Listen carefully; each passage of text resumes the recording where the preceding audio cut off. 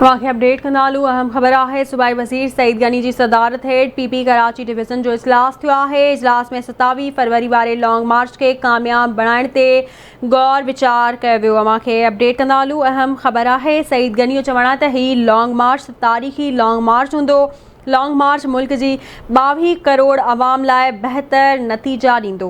ख़बर असां शेयर पिया कयूं। अहम ख़बर आहे, सूबाई वज़ीर सईद गनी जी सदारत हेठि पीपी कराची डिवीज़न जो इजलास थियो आहे। इजलास में 27 फरवरी वारे लॉन्ग मार्च खे कामयाब बणाइण ते गौर विचार कयो वेंदो।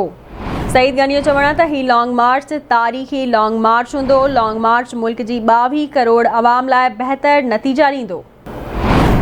ख़बर असां शेयर करे रहिया आहियूं। सूबाई वज़ीर सईद गनी जी सदारत हेठि पीपी कराची डिवीज़न जो इजलास थियो आहे। इजलास में 27 फरवरी वारे लॉन्ग मार्च खे कामयाब बणाइण ते गौर विचार कयो पियो।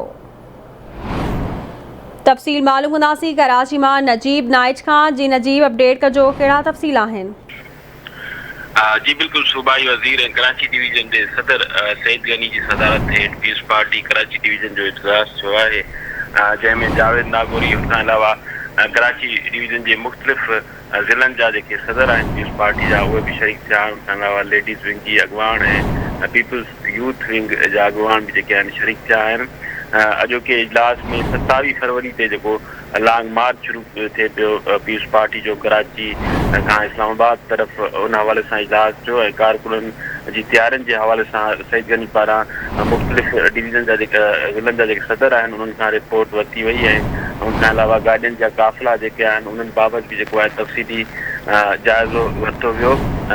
सूबाई वज़ीर सईद गनी जो चवणु हो त वफ़ाक़ी सरकार ख़िलाफ़ ही जेको आहे फाइनल राउंड हूंदो ऐं बिलावल भुट्टो जी सदारत हेठि जेको हितां काफ़िला निकिरंदा उनमें अवाम भरपूर शिरकत कंदो ऐं वॾी तादाद में जेको आहे कारकुन लॉन्ग मार्च में शरीक हूंदा। वफ़ाक़ी सरकार जेको आहे हाणे अवाम ते बोझ बणी चुकी आहे, इन जे करे अवाम हाणे जेको आहे अवाम जी ख़्वाहिश तहत पीस पार्टी जेको आहे कराची खां इस्लामाबाद तरफ़ मार्च करे पई।